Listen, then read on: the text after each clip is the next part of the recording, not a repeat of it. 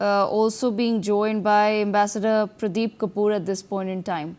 Ambassador Kapoor, I want to understand from your perspective, sir, as far as now diplomatic and other phone calls will be concerned, we have, of course, already made certain calls to the United States of America, and the US has come out and said, in fact, the president himself has come out and said that he's learned about the attack early morning there and that he hopes it doesn't escalate further. But as far as diplomacy at this point will be concerned, Ambassador Kapoor, we have seen India in the past 11 days making all requisite calls and perhaps giving a slight hint or brief to relevant partners on what we might be doing.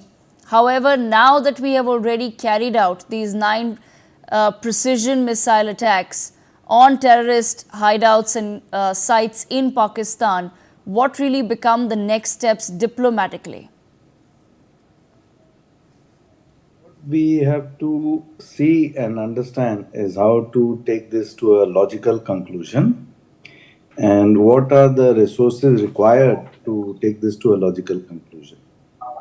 Now, it will perhaps not be sufficient to limit ourselves to these sort of strikes only. And if we have to draw upon the resources from our partners, we have to take them into confidence. Like if we have to learn the lessons from the war which is going on in Israel and Gaza, or the one which has been going on in Russia and Ukraine, you require large quantities of ammunition, and that too of very modern equipment and drones and a lot of resources like that. A lot of it, I'm sure, we have the capacities and capabilities.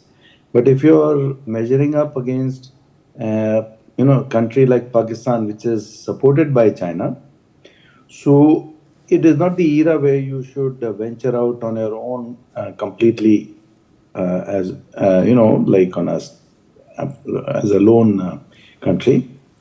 It will be useful to strike very strong sort of equations with countries like America, which have very good technologies and very good weapon systems. Now, the way they have been supporting Israel, for example, I've learned we have had lots of meetings actually in the Hill in the last few days also. Even yesterday and today, there were a lot of congressmen and senators who were coming into these meetings, which had been organized by the many organizations, including the diaspora community.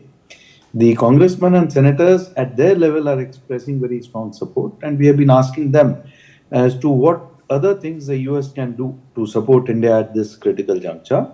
So they have some very strong border protection technology, which will be very useful for us, for example, to plug all the gaps for the future. That is essential. Then they have also, with Hamas, they have done a lot of support to Israel in terms of tracing out any sources of money which Hamas has been getting and choking those sources completely.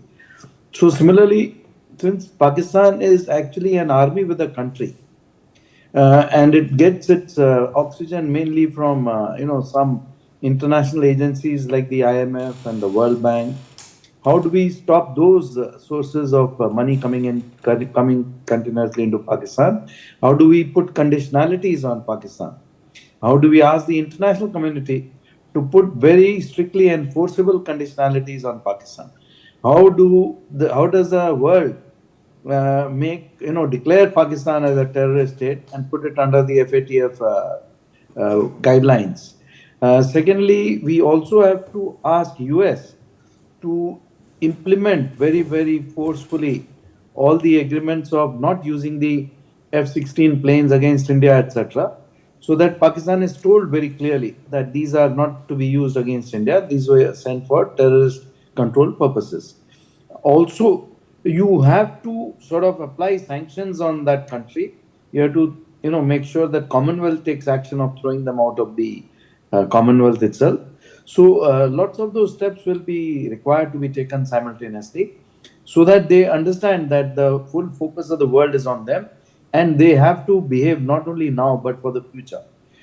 You also have to see how to make them get onto the path of more better. If you have had received development aid, which is amongst some of the highest per capita aid that any country would have received, and you have very little to show for it. So how do you make sure in the future going ahead that that aid is used for the rightful purposes?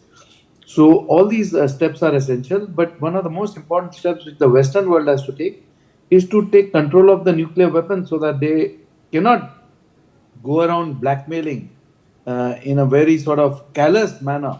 Okay. That if India attacks Pakistan, they will resort to nuclear weapons. Thank you. Ambassador Kapoor, thank you for that thought. Our editor-in-chief, Rishabh Gulati, back with us in the studios. Rishabh, we were just, of course, talking about calls that are